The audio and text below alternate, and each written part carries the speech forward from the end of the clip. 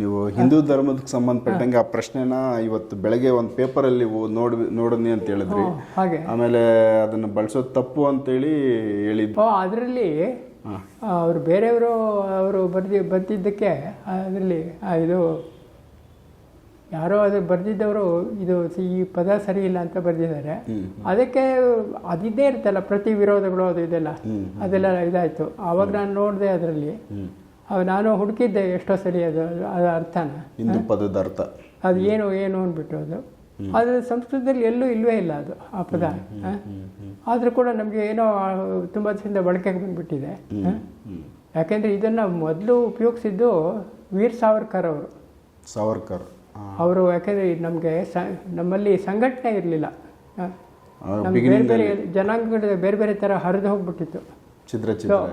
ಹೇಗೆ ಇವಾಗ ಇದು ಅಂದರೆ ಕ್ರಿಶ್ಚಿಯನ್ ಮತ, ಇಸ್ಲಾಮು ಹೀಗೆಲ್ಲ ಬೇರೆ ಬೇರೆ ಇದು ಇತ್ತಲ್ಲ, ಅದ್ರ ಥರ ಒಂದು ಹೆಸರು ಕೊಟ್ಕೊಂಡು ಇರಲಿಲ್ಲ ಇದಕ್ಕೆ. ಎಲ್ಲ ವಿಪರೀತ ಜಾತಿಗಳು, ವಿಪರೀತ ಪಂಗಡಗಳು, ಬೇರೆ ಬೇರೆ. ಅವ್ರೇನು ಮಾಡಿದ್ದು ಇದನ್ನು ಇದು ಮಾಡೋದಕ್ಕೋಸ್ಕರ ಅವ್ರೇನಿದೆ ಇದು ಈ ಪದ ಸಿಕ್ಬಿಡುತ್ತೆ ಅವ್ರಿಗೆ, ಅದು ಆಕಸ್ಮಿಕವಾಗಿ ಬಂದು ಸೇರ್ಕೊಂಡ್ಬಿಡ್ತು. ಆದರೆ ನಮಗೆ ಈ ಪುರಾಣಗಳಲ್ಲಿ ಎಲ್ಲೂ ಇಲ್ಲ ಇದು. ಯಾವುದೇ ಪುರಾಣಗಳಲ್ಲಿ ಇದು ಬಂದಿಲ್ಲ. ಇದು ಈ ಪದ ಏನು ಅಂದ್ಬಿಟ್ಟು ನಾವು ಹುಡುಕ್ತಾ ಇದ್ವಿ ಅದನ್ನು. ಅದಕ್ಕೆ ಆ ಸಂಘಟನೆ ಮಾಡೋದಕ್ಕೆ ಇವಾಗ ಆ ಪದ ಬಂದಿದೆ. ಈಗ ಅದನ್ನು ಜಾಸ್ತಿ ಬಳಸ್ತಾ ಇದ್ದೀವಿ ನಾವು. ಅದು ಯಾಕೆಂದರೆ ಇಲ್ಲವರೆ ನಮಗೆ ಇವಾಗ ಇನ್ನೊಂದಾಗಿದೆ, ಈ ಸ್ವಾತಂತ್ರ್ಯ ಇದು ಬಂತಲ್ಲ ಈ ಭಾರತಕ್ಕೆ ನಮಗೆ. ಇವಾಗ ನೋಡಿ ಎಲ್ಲ ಅವರವರು ದೇಶನ ಅವರು ನಮ್ಮದು ಕ್ರಿಶ್ಚಿಯನ್ ದೇಶ, ನಮ್ಮ ಮುಸ್ಲಿಂ ದೇಶ ಅಂತ ಕರ್ಕೋತಾರೆ ಅವರು. ಹೌದು ಟೋಟಲ್ ಅವರು ಈಗ ಒಂದೊಂದು ನೇಷನ್ಗೆ ನಾವೇ ಅದನ್ನ ಕರೆಸ್ತೀವಿ. ಈಗ ಪಾಕಿಸ್ತಾನ ಸುಮಾರು ಈಗ ಈ ನಮ್ಮ ಇಸ್ಲಾಂ ಕಂಟ್ರಿಗಳು ಜಾಸ್ತಿ ಇದಾವೆ, ಬೇಕಾದಷ್ಟು ಇದೆ. ಇವಾಗ ಕ್ರಿಶ್ಚಿಯನ್ ಅವುಗಳದ್ದು ತುಂಬಾ ಇದಾವೆ. ಇವಾಗ ನಮಗೆ ನಾವು ಹಿಂದೂ ಸ್ಥಾನ ಅಂತ ಹಿಂದೂ ಮತದ್ದು ಇದು ಅಂತ ಹೇಳ್ಕೊಳಕ್ ಇಲ್ವೇ ಇಲ್ಲ. ಮಿಕ್ಸ್ ಆಗ್ಬಿಟ್ಟಿದೆ. ಮಿಕ್ಸ್ ಇದು ನೇಪಾಳ ಒಂದು ಹಿಂದೂ ರಾಜ್ಯ ಅಂತ ಕರ್ಕೊಳತ್ತದು. ನೇಪಾಳ ಅದರಲ್ಲಿ ಹಾಗೆ ಇನ್ನು ಮಿಕ್ತವರೆಲ್ಲ ಹಾಗೆ ಆ ಥರ. ಯಾಕೆಂದರೆ ಇಲ್ಲಿ ಸ್ವಾತಂತ್ರ್ಯ ಬಂದಾಗ ಹೀಗಾಗೋಯ್ತು. ಸೊ ಹಾಗೆ ನಾನು ಅದನ್ನು ಹುಡುಕ್ತಾ ಇರ್ಬೇಕಾದ್ರೆ ನನಗೆ ಎಲ್ಲೂ ಸಿಕ್ಕಲಿಲ್ಲ. ಭಗವದ್ಗೀತೆ ಇದೆ ಇಲ್ಲಿ ಗ್ರಂಥದಲ್ಲಿ ಎಲ್ಲೂ ಇಲ್ವಲ್ಲ ಇದು ಅಂತ. ಆಮೇಲೆ ಇದು ನಮಗೆ ಹಾಸನದಲ್ಲಿ ನನಗೆ ಉರ್ದು ಮಾಸ್ಟರ್ ಒಬ್ಬರು ಇದ್ದರು. ಅವರು ಉರ್ದು ಮಾಸ್ಟರ್ ಹಾಸನದಲ್ಲಿ ಬಹಳ ಕಲ್ಚರ್ಡ್ ಮುಸ್ಲಿಮ್ಸ್ ಇದ್ದಾರೆ ಅಲ್ಲಿ. ತುಂಬ ಒಳ್ಳೆ ಹೈ ಕಲ್ಚರ್ ಇರೋರು ಅಲ್ಲಿ ಹಾಸನದಲ್ಲಿ. ಅಲ್ಲಿ ಎಲ್ಲ ಹೈಲಿ ಕ್ವಾಲಿಫೈಡು, ಎಲ್ಲ ಒಳ್ಳೊಳ್ಳೆ ವ್ಯಾಪಾರಸ್ಥರು ಎಲ್ಲ ಇದ್ದಾರೆ. ಎಲ್ಲರೂ ನಮ್ಗೆ ಗೊತ್ತಿರೋರು. ಏನು ಭೇದ ಏನೂ ಇರಲಿಲ್ಲ, ತುಂಬ ಚೆನ್ನಾಗಿರ್ತಿದ್ರು ಎಲ್ಲರೂ. ಆ ಮಡಿವಂತಿಕೆ ಅದೆಲ್ಲ ಇರಲಿಲ್ಲ ಅವರಲ್ಲಿ. ಸಾಮಾನ್ಯವಾಗಿ ಹೇಗಿರಬೇಕೋ ಹಾಗಿರ್ತಿದ್ರು. ಎಲ್ಲ ಹೈಲಿ ಕ್ವಾಲಿಫೈಡ್ ಬೇರೆ ಎಲ್ಲರೂ. ಅದರಲ್ಲಿ ಒಬ್ಬರು ಉರ್ದು ಮಾಸ್ಟರ್ ಇದ್ದರು. ಅವರು ಒಂದ್ಸಲಿ ಹೀಗೆ ಮಾತಾಡುವಾಗ ನಾನು ಹೇಳಿದೆ. ಅದಕ್ಕೆ ಅವರು ಹೇಳಿದರು ನನಗೆ, ಇಲ್ಲ ಅದು ಪರ್ಷಿಯನ್ ಪದ, ಅದು ಹಿಂದೂ ಪದ, ಅದು ಏನಂದರೆ ಅದರ ಅರ್ಥ ಅವರು ಹೇಳೋದಕ್ಕೆ ಇದು ಮಾಡ್ಕೊಂಡ್ರು. ಅವರು ಹೇಳಲಿಲ್ಲ ಇದು ಮಾಡಿ. ಅಂದರೆ ಅದು ಅರ್ಥ ಚೆನ್ನಾಗಿಲ್ಲ ಅಂತ ಅವ್ರು ಹೇಳಿಲ್ಲ. ಅದಕ್ಕೆ ಅವರು ಆ ಥರ ಹೆಸರು ಇದು ದೊಡ್ಡದು ಇದಕ್ಕೆ ಸನಾತನ ಧರ್ಮ ಅಂತ ಹೇಳಬೇಕು. ಇದು ಸನಾತನ ಧರ್ಮ ಅಂದರೆ ಏನು ಅಂದರೆ ನಮ್ಮಿದಕ್ಕೆ ಸನಾತನ ಧರ್ಮ ಅಂತ, ಇದಕ್ಕೆ ಹಿಂದೂ ಧರ್ಮ ಅಂತ ಏನು ನಾವು ತಪ್ಪಾಗಿ ಕರಿತೀವಲ್ಲ, ಅದು ಸನಾತನ ಧರ್ಮ. ಸನಾತನ ಧರ್ಮ ಅಂದರೆ ಅದೇನೊಂದು ಜಾತಿ ಪಂಥ ಅಲ್ಲ. ಸನಾತನ ಧರ್ಮ ಪಾಲಿಸೋದು ಅಂದರೆ ಧರ್ಮ ಅಂದರೆ ಬ್ರಹ್ಮನಿಗೆ 4 ಜನ ಮಾನಸಪುತ್ರರಿದ್ದರು, ಮನಸ್ಸಿಂದ ಹುಟ್ಟಿದ್ರು. ಅವ್ರಿಗೆ ಈಗಲೂ 4 ವರ್ಷ ಅವ್ರಿಗೆ. ಅವ್ರು ಯಾವ ಬಟ್ಟೆ ಹಾಕೊಳ್ಳಲ್ಲ. ಅವ್ರು 4 ಸನಕ, ಸನಂದನ, ಸನತ್ ಕುಮಾರ, ಸನತ್ ಸುಜಾತ ಅಂತ 4 ಜನ. ಅವರು ಏನು ಮಾಡಿದರು ಅಂದರೆ ಮನುಷ್ಯ ಹೇಗಿರಬೇಕು ಅನ್ನೋದು ಒಂದು ನಿಯಮ ಮಾಡಿದರು. ಇವಾಗ ಅವನು ಭೂಮಿಗೆ ಬರ್ತಾನೆ, ಭೂಲೋಕಕ್ಕೆ ಬರ್ತಾನೆ. ಅವನು ಯಾವ ಥರ ಅವನ ನಡವಳಿಕೆ ಇರಬೇಕು, ಹುಟ್ಟಿದಾಗ್ಲಿಂದ ದೇಹ ಬಿಡೋವರೆಗೂ ಹೇಗೆ ಅವನು ಬಾಲ್ಯದಲ್ಲಿ ಹೇಗಿರಬೇಕು, ಗೃಹಸ್ಥ ಆಗಿದ್ದಾಗ ಇರಬೇಕು, ವಾನಪ್ರಸ್ಥದಲ್ಲಿ ಹೇಗಿರಬೇಕು, ಸನ್ಯಾಸದಲ್ಲಿ ಹೇಗಿರಬೇಕು, ಇಷ್ಟನ್ನು ಅದಕ್ಕೆಲ್ಲದೂ ಒಂದು ನಿಯಮ ಹಾಕಿದ್ರು, ಹೀಗಿರಬೇಕು ಅಂತ. ಅದಕ್ಕೆ ಸನಾತನ ಧರ್ಮ ಅಂತ ಹೆಸರು. ಅದರಲ್ಲಿ ಯಾವ ಜಾತಿನೂ ಇಲ್ಲ, ಏನೂ ಇಲ್ಲ. ಸನಾತನ ಧರ್ಮ ಸಿಂಪಲ್, ನಮಗೆ ನಾವು ಯಾವ ಥರ ಬದುಕಿ ಜೀವನ ಮಾಡಬೇಕು ಅನ್ನೋದನ್ನು ಹಾಕೊಟ್ರು ಅಷ್ಟೇ. ಅದು ಇದೆ, ಅದು ಬಹಳ ಪುರಾತನ ಕಾಲದಿಂದ ನಮ್ದಕ್ಕೆ ಸನಾತನ ಧರ್ಮ. ಮಧ್ಯದಲ್ಲಿ ಎಲ್ಲೋ ಇದನ್ನು ಸೇರ್ಕೊಂಡ್ಬಿಡ್ತು. ಈಗ ಅದು ಬೇರೆ ಥರ ಅರ್ಥ ಆಗೋದು, ಅದಕ್ಕೋಸ್ಕರ ಅದು ಬಳಕೆ ಬಂದ್ಬಿಡ್ತು ಹಾಗೆ. ಬಟ್ ಈಗಿನ ಪ್ರೆಸೆಂಟೇಷನ್ನಲ್ಲಿ ಈಗಿರೋರಿಗೆ ಈ ಪದನ ಕೇಳಿ ಕೇಳಿ ಅದು ತಲೆಯಲ್ಲಿ ಚೆನ್ನಾಗಿ ಮೋಲ್ಡ್ ಆಗೋಗ್ಬಿಟ್ಟಿದೆ. ಅದನ್ನ ಬಿಟ್ಟು ಬೇರೆ ನಾವು ಯೋಚನೆ ಆಗ್ತಾ ಇಲ್ಲ, ಬೇರೆ ತಲೆಗೆ ಹೋಗ್ತಾ ಇಲ್ಲ, ಆಗಲ್ಲ ಅದು.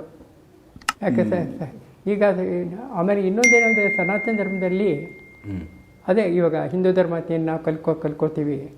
ನಮ್ಮಲ್ಲಿ ಯಾವುದೇ ಒಂದು ಬೇರೆ ಇವಾಗ ಮತಗಳಲ್ಲಿ ಹೀಗೆ ಮಾಡಬೇಕು, ಇಂಥ ದಿವಸನೇ ಚರ್ಚ್ಗೆ ಹೋಗಬೇಕು, ಇಂಥ ದಿವಸ ಮಸೀದಿಗೆ ಹೋಗಬೇಕು, ಇವಾಗ ಇದು ಮಾಡಬೇಕು ಅಂಥದ್ದೆಲ್ಲ ಆ ಥರ ಇದು.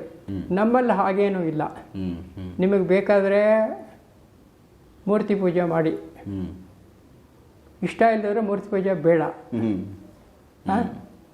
ನಿಮ್ಮಿಷ್ಟ ಅಷ್ಟೇ. ಹಾಗೆ ತಪಸ್ ಮಾಡದೇ ಇರೋ ಹೊಲಿಸ್ಕೊಳ್ಳಿ. ಇಲ್ಲ ನಮ್ಗಾಗಲ್ಲ, ಮೂರ್ತಿ ಪೂಜೆ ಮಾಡು, ನಾ ಮೂರ್ತಿ ಪೂಜೆ ಮಾಡಿದ್ರು ನಾನು ಅಲ್ಲಿ ನಿಂಗೆ ಸಿಗ್ತೀನಿ ಅಂತ ದೇವ್ರು ಹೇಳ್ತಾರೆ. ಅಂದರೆ ನೀವು ಹೆಂಗೆ ಬೇಕೋ ನೀವು ಪ್ರಾರ್ಥನೆ ಮಾಡ್ತೀಯೋ ಆ ಥರ ನಾನು ನಿಂಗೆ ಕೊಡ್ತೀನಿ, ದರ್ಶನ ಕೊಡ್ತೀನಿ. ನಮ್ಮ ಸಂಕಲ್ಪ ಹೆಂಗಿರುತ್ತೋ ಅದಕ್ಕೆ ತಕ್ಕ. ಪಂಡ್ರಾಪುರದಲ್ಲಿ ಸಕ್ಕುಬಾಯಿ ಅಂತ ಇದ್ರು, ಸತಿ ಸಕ್ಕುಬಾಯಿ, ಸತಿ ಸಕ್ಕುಬಾಯಿ ಅತ್ತೆ ಮನೇಲಿ ತುಂಬ ಕಷ್ಟ ಕೊಡ್ತಿದ್ರು. ಅವಳು ಪೂಜೆ ಮಾಡ್ಕೊಬಿಡ್ತಿರ್ಲಿಲ್ವಂತೆ. ಅವರು ಕೃಷ್ಣನ ಪೂಜೆ ಮಾಡೋದಕ್ಕೆ ಒಂದು ಇಷ್ಟು ಚಿಕ್ಕ ವಿಗ್ರಹ ಇಟ್ಕೊಂಡಿದ್ರಂತೆ. ಅದನ್ನು ಸೊಂಟದಲ್ಲಿ ಸಿಕ್ಕಿಸ್ಕೊಂಡಿದ್ರಂತೆ ಪೂಜೆ ಮಾಡೋಕ್ಕೆ. ಎಲ್ಲರೂ ಮಲಗಿದ ಮೇಲೆ ಮಧ್ಯರಾತ್ರಿ ಎದ್ದುಬಿಟ್ಟು ಆವಾಗ ಅದನ್ನು ಇಟ್ಬಿಟ್ಟು ಪೂಜೆ ಮಾಡ್ತಿದ್ರಂತೆ ಸಕ್ಕುಬಾಯಿ. ತುಂಬ ಒಳ್ಳೆ ಭಕ್ತಿ ನೋಡಿ. ಹಾಗೆ ನಮ್ಮ ಸನಾತನ ಧರ್ಮದಲ್ಲಿ ಅದೇ ಹಿಂದೂ ಧರ್ಮ ಅಂತ ಏನು ಹೇಳ್ಕೊಳ್ತೀವಿ, ಅದರಲ್ಲಿ ನಾವು ಹೇಗೆ ಬೇಕಾದ್ರೂ ಮಾಡ್ಬೋದು. ನೀವು ಬೇಡ ನಾವು ವಿಗ್ರಹ ಆರಾಧನೆ ಮಾಡಲ್ಲ ಅಂದರೆ ಬೇಡ, ಒಳ್ಳೆಯದು, ಹಾಗೆ ಮಾಡು. ಅದಕ್ಕೆ ನಿರ್ಗುಣೋಪಾಸ ಅಂತ ವಾಸನೆ ಅಂತ ಹೇಳಿದ್ರು. ಸಗುಣೋಪಾಸನೆ ಆ್ಯಂಡ್ ನಿರ್ಗುಣೋಪಾಸನೆ ಅಂತ ಎರಡಕ್ಕೂ ಗುಣಗಳಿದ್ದು ಮಾಡೋದು ನಿರ್ಗುಣೋಪಾಸನೆ, ಸಗುಣೋಪಾಸನೆ.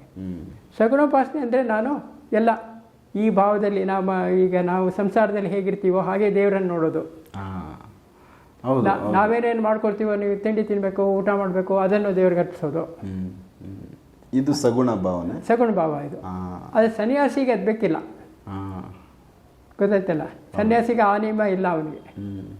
ಅವ್ರಿಗೆ ಯಾವ ದೇವ್ರು, ಇವಾಗ ನಾವು ಹೇಗೆ ಬಟ್ಟೆ ಹಾಕೋತೀವೋ ದೇವ್ರಿಗೂ ಹಾಗೆ ಹಾಕೋದು. ನಾವು ಸ್ನಾನ ಮಾಡೋದು ದೇವ್ರು ನಾವು ಸ್ನಾನ ಮಾಡಿಸೋದು, ಅಭಿಷೇಕ ಮಾಡೋದು ಅಂತ ಹೇಳ್ತೀವಲ್ಲ. ಹೌದು ಹೌದು. ಇವಾಗ ಈಶ್ವರ ಲಿಂಗಕ್ಕೆ ಹಾಲೆರಿಯೋದು. ನಿರ್ಗುಣೋಪಾಸದವ್ರಿಗೆ ಅದಿಷ್ಟ ಇಲ್ಲ. ಅದು ಅವರು ಬೇರೆ ಥರ. ಹಾಗಾದ್ರೆ ಶಿವ ಒಲಿಯಲ್ವ ಅವ್ರಿಗೆ? ಒಲಿತಾರೆ. ಅಭಿಷೇಕ ಮಾಡೋವನಿಗೂ ಒಲಿತಾನೆ, ಅಭಿಷೇಕ ಮಾಡದೇ ಇರೋನ್ಗೂ ಒಲಿತಾನೆ. ಈ ಅಗೋರಿಗಳು ಇವರೆಲ್ಲನೂ ಅವ್ರು ಬೇರೆ ಥರ ಪೂಜೆ ಮಾಡ್ತಾರೆ. ಅವರೇ ಒಂಥರ ಪೂಜೆ. ಅವರು ಬಲಿ ಎಲ್ಲ ಕೊಡ್ತಾರೆ, ಅವರು ಹೆಂಡ ಹಾಕ್ತಾರೆ, ಅವರು ಹೌದು. ಗಾಂಜಾ ಇವೆಲ್ಲ ಎಲ್ಲ ಇದೆ, ಪ್ರತಿಯೊಂದು ಇದೆ. ಹೌದು. ಎಲ್ಲದಕ್ಕೂ ಯಾವುದೇ ರೆಸ್ಟ್ರಿಕ್ಷನ್ ಇಲ್ಲ. ಅಂದರೆ ಹಿಂದೂ ಪದ ಬದಲು ನಾವು ಸನಾತನ ಧರ್ಮ ಅಂತ ನಾವು ಹೇಳೋದ್ರಿಂದ ಅದು ನಿಜವಾದದ್ದು. ಸನಾತನ ಧರ್ಮಕ್ಕೆ ಅರ್ಥ ಇದೆ. ಸನಾತನ ಧರ್ಮ ಅಂದರೆ ಸನತ್ ಕುಮಾರರಿಂದ ಬಂದಿದ್ದದು ಅಂತ. ಬ್ರಹ್ಮನ ಮಾನಸ ಪುತ್ರರು ಸನತ್ ಕುಮಾರ್ ಇದ್ರಲ್ಲ, ಅವರಿಂದ ನಮಗೆ ನೀತಿ ನಿಯಮಗಳು ಕೊಡ್ತು. ಅದಕ್ಕೆ ಸನಾತನ ಧರ್ಮ ಅಂತ. ಹೇಗಿರಬೇಕು, ಹೇಗೆ ಪೂಜೆ ಮಾಡಬೇಕು, ಏನು ಮಾಡಬೇಕು ಅನ್ನೋದೆಲ್ಲ, ಹೇಗೆ ತಪಸ್ ಮಾಡಬೇಕು, ಸಗುಣೋಪಾಸನೆ ನಿರ್ಗುಣೋಪಾಸನೆ ಎರಡನ್ನೂ ಕೊಟ್ಟರು ಅವರು. ನಿಂಗೆ ನೋಡಪ್ಪ ಇಷ್ಟ ಬಂದರೆ ಸಗುಣೋಪಾಸನೆ ಮಾಡು, ಅದೇ ಎಲ್ಲ ಇಟ್ಕೊಂಡು. ಬೇಡ ಅಂದರೆ ತಪಸ್ ಮಾಡು. ಹಾಗೇ ಈ ಥರ ಪೂಜೆ ಅದೆಲ್ಲ ಏನಿಲ್ಲ. ಎರಡಕ್ಕೂ ದೇವರು ಇದು ಮಾಡ್ತಾನೆ. ಬಟ್ ನಮ್ಮಲ್ಲಿ ಏನೋ ಮಿಸ್ಟೇಕ್ ಆಗಿ ಇದು ಇಷ್ಟು ದೊಡ್ಡ ಮಟ್ಟಕ್ಕೆ ಬೆಳೆಯೋವರೆಗೂ ಈ ಹೆಸರು ನಮ್ಗೆ ಗೊತ್ತಾಗೇ ಇಲ್ಲ. ಯಾವ ಥರ ಇದು ಆ ಟೈಮ್ನಲ್ಲಿ ಯಾರು ತಿಳಿಸಿಲ್ಲ ಅನ್ಕೋಬಹುದು. ಇಲ್ಲಾಂದ್ರೆ ಅದು ತಿಳಿಸಿದ್ರು ಮುಂಚೆ ಏನಾಯ್ತು ಅಂದರೆ ಇವಾಗ ಶಂಕರಾಚಾರ್ಯರು ಅವರೆಲ್ಲ ಇರಬೇಕಾದ್ರೆ ಆ ಕಾಲದಲ್ಲಿ ಈ ಹಿಂದೂ ಮತ ಅದೆಲ್ಲ ಏನು ಇದು ಗೊತ್ತಿರಲಿಲ್ಲ ಅವ್ರಿಗೆ. ಇಲ್ಲವೇ ಇಲ್ಲ ಅದು ಸನಾತನ ಧರ್ಮ. ಹಾಗೆ ಆದ್ದರಿಂದ ಇವಾಗ ಯಾವ ಇದು ಸ್ವಾತಂತ್ರ್ಯ ಪೂರ್ವ ವೀರ್ ಸಾವರ್ಕರ್ ಅವರು ಒಂದು ಸಂಘಟನೆ ಮಾಡೋದಕ್ಕೆ ಏನಾಯಿತು ಅಂದರೆ ಏನೋ ಒಂದು ಹೆಸರು ಕೊಡಬೇಕು ಅಂತ ಕೊಟ್ಟು ಆ ಟೈಮ್ನಲ್ಲಿ ಯಾರಾದರೂ ಗೊತ್ತಿರೋರು ಅದನ್ನ ಆ ಪದ ಬೇಡ ಅಂತ ಹೇಳಿದಿದ್ರೆ ಹೇಳ್ಬೇಕಾಗಿತ್ತು. ಹೇಳಿ ಚೇಂಜ್ ಮಾಡಿ ಆವಾಗಲೇ ಚೇಂಜ್ ಆಗಿ ಅದಕ್ಕೇನೆ ಹೊಸ ಪದ ಸನಾತನ ಧರ್ಮ ಅನ್ನೋದೇ ಬಂದಿದ್ದಿದ್ರೆ ಇವಾಗ ಅದಕ್ಕೆ ಏನೋ ಇದು ತೊಂದರೆ ಆಗ್ತದೆ. ಅದಕ್ಕೆ ಅದೇ ಹಿಂದೆ ಶೃಂಗೇರಿಯಲ್ಲಿ ಸ್ವಾಮಿಗಳಿದ್ದಾಗ ಯಾರೋ ಒಬ್ಬರು ಅಮೆರಿಕಾದಿಂದ ಬರ್ತಾರೆ ಅವ್ರನ್ನ ಭೇಟಿ ಮಾಡೋಕ್ಕೆ. ಭೇಟಿ ಮಾಡಿಬಿಟ್ಟು ಅವ್ರಿಗೆ ಹೇಳ್ತಾರೆ, ನಾನು ಹಿಂದೂ ಮತಕ್ಕೆ ಸೇರಬೇಕು ಅಂತಿದ್ದೀನಿ ಅಂತ ಹೇಳ್ತಾರೆ. ಅದಕ್ಕೆ ಅವ್ರು ಹೇಳ್ತಾರೆ, ಹಾಗಂದ್ರೆ ಏನು ಅಂತಾನೆ ಗೊತ್ತಿಲ್ವಲ್ಲಪ್ಪ ನನಗೆ ಅಂತ. ಅದೇನಂತ ಅಲ್ಲ, ನೀವೇ ಮಾಡ್ತಾ ಇರೋದು, ನಾನು ಸನಾತನ ಧರ್ಮಕ್ಕೆ ಮಾಡ್ತಾ ಇದ್ದೀನಿ. ನಂಗೆ ಗೊತ್ತಿಲ್ಲ ಅದು. ನೀನು ಇಷ್ಟು ದೂರದಿಂದ ಬಂದು ದೇವರನ್ನು ಇದು ಮಾಡಬೇಕಾ? ನೀನು ಇದೆಯಲ್ಲ ಅಮೇರಿಕಾದಲ್ಲಿ, ಅಲ್ಲಿ ದೇವ್ರು ಬರಲ್ವಾ ಅಂದ್ರಂತೆ. ಅಲ್ಲೇ ಮಾಡು ಪೂಜೆ. ಹೌದು, ದೇವ್ರಿಗೇನು ಇಲ್ಲಿ ಅಂತಿದ್ಯಾ? ನೀನು ಇರೋ ಜಾಗಕ್ಕೆ ಬರ್ತಾನೆ ದೇವರು ಅಂತ ಹೇಳಿ, ನಿನ್ನ ಹೃದಯದಲ್ಲಿ ಇದ್ದಾನೆ ದೇವರು ಅಂತ ಅಲ್ಲ? ಹೌದು, ತುಂಬ ಸತ್ಯವಾದ ಮಾತು ಅಲ್ವಾ? ಹೌದು, ನಿನ್ನ ಹೃದಯದಲ್ಲೇ ಇದ್ದಾನೆ. ಸರ್ವರ ಹೃದಯದಲ್ಲಿ, ಸರ್ವರ ಒಂದೊಂದು ಯಾವುದೇ ಕಣಕಣಗಳು ಏನಿದೆ, ಕಣ್ ಮೇ ಹೈ ಭಗವಾನ್ ಅಂತ ಹೇಳ್ತಾರೆ. ಆ ರೀತಿಯಲ್ಲಿ ಎಲ್ಲಿಲ್ಲ ಗೊತ್ತಾಯ್ತಲ್ಲ? ಎಲ್ಲಿ ದೇವರಿಲ್ಲ. ಹಾಗೆ ಮೊಹಮ್ಮದ್ ಅವರೇ ಅಲ್ಲಿ ಒಂದ್ಸಲಿ ಹೀಗೆ ಯಾಕೊಡ ಮಲ್ಕೊಂಡಾಗ ಹೀಗೆ ಮಲ್ಕೋಬಾರ್ದು, ದೇವರಿದೆ. ಎಲ್ಲಿ ದೇವರಿಲ್ಲ ತೋರಿಸು, ಹಾಗಾದ್ರೆ ದೇವರಿಲ್ಲದೆ ಇರೋ ಜಾಗ ತೋರಿಸು ಅಂತ ಕೇಳ್ತಾರೆ. ಯಾರು? ಮೊಹಮ್ಮದ್ ಪೈಗಂಬರ್ಗೆ? ಪೈಗಂಬರು ಅವ್ರಿಗೆ ಬೇರೆಯವ್ರು ಕೇಳೋದಾ? ಅವ್ರಿಗೆ ಅದು ಅಲ್ಲ, ಅವ್ರು ಯಾವುದೋ ದಿಕ್ಕಿನಲ್ಲಿ ಕೂತ್ಕೊಂಡು ಮಲ್ಕೊಂಡಿದ್ದಾಗ ಹಾಗೆ, ಅಯ್ಯೋ ಇಲ್ಲಿ ಮಾಡಬಾರ್ದು, ಇಲ್ಲಿ ದೇವರಿದೆ ಅಂತ. ದೇವ್ರು ಇಲ್ಲದೆ ಇರೋ ಜಾಗ ತೋರಿಸು ಅಂತ. ದೇವ್ರು ಎಲ್ಲಿಲ್ಲ ಅವ್ರು ಹೇಳಿ ಸರಿ ಇದೆ ಪೈಗಂಬರು ಅಲ್ವಾ? ಎಲ್ಲ ಕಡೆ ದೇವರಿದ್ದಾನೆ, ದೇವರಿಲ್ಲದೆ ಇರೋ ಜಾಗದಾನೇ ಇಲ್ಲ ಅಲ್ವಾ? ಅಷ್ಟೇ, ಹೌದು. ಹಾಗೆ ಆ ಥರ ಹೀಗೆ ಆ ಸನಕಾದಿ ಮಹರ್ಷಿಗಳು ಆಮೇಲೆ ಅವರು ಸ್ವಾಮಿಗಳು ಅಮೇರಿಕಾದಂಗೆ ಹೇಳಿದ್ರಂತೇನು, ನೀವು ಹೋಗು, ನೀನು ಇರೋ ಜಾಗದಲ್ಲೇ ದೇವ್ರು ಬರ್ತಾರೆ ಅಂತ. ದೇವ್ರು ಎಲ್ಲಿ ಬರಲ್ಲ, ಅಲ್ಲೇ ಪೂಜೆ. ದೇವ್ರು ಇಲ್ಲದೆ ಇರೋ ಜಾಗ ಯಾವುದು? ಎಲ್ಲ ಕಡೆ ದೇವ್ರು ಇರ್ತಾರೆ ಅಲ್ವಾ?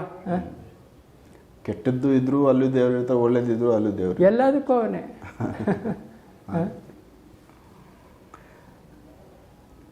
ಆಮೇಲೆ ಈಗ ಈ ಅಘೋರಿಗಳಿಗೆ ಸಂಬಂಧಪಟ್ಟಂಗೆ ಸರ್, ಅವ್ರದ್ದು ಕೆಲವೊಂದಷ್ಟು ಪೂಜೆ, ಅವರ ಒಂದು ವೇಷಭೂಷಣ ಮತ್ತು ಅವರು ಇರೋವಂಥದ್ದು ಎಲ್ಲ ಒಂದು ರೀತಿ ನಮಗೆ ಸಾಮಾನ್ಯ ಜನಗಳಿಗೆ ಅವರನ್ನು ಅರ್ಥ ಮಾಡ್ಕೊಳ್ಳೋಕ್ಕೆ ಆಗಲ್ಲ. ಅವರು ಒಂದೊಂದು ಸರಿ ತುಂಬ ಉಗ್ರವಾಗಿದ್ದುಬಿಡ್ತಾರೆ. ಆಮೇಲೆ ಅವರು ಊಟ, ಅವರು ತಗೊಳ್ಳೋ ಆಹಾರ ಇವೆಲ್ಲ ತುಂಬ ಸಾಮಾನ್ಯದವರು ಅದನ್ನು ತಲೆನಲ್ಲಿ ಯೋಚನೆ ಕೂಡ ಮಾಡಲ್ಲ. ಆ ರೀತಿ ಒಂದು ಜೀವನ ಮಾಡ್ತಾರೆ ಅಘೋರಿಗಳು. ಆಲ್ಮೋಸ್ಟ್ ಈಗ ನಮ್ಮ ಈ ಕುಂಭಮೇಳಗಳ ಟೈಮ್ನಲ್ಲಿ ಅವರೆಲ್ಲ ಬರ್ತಾರೆ ನದಿ ಸ್ನಾನಕ್ಕೆ.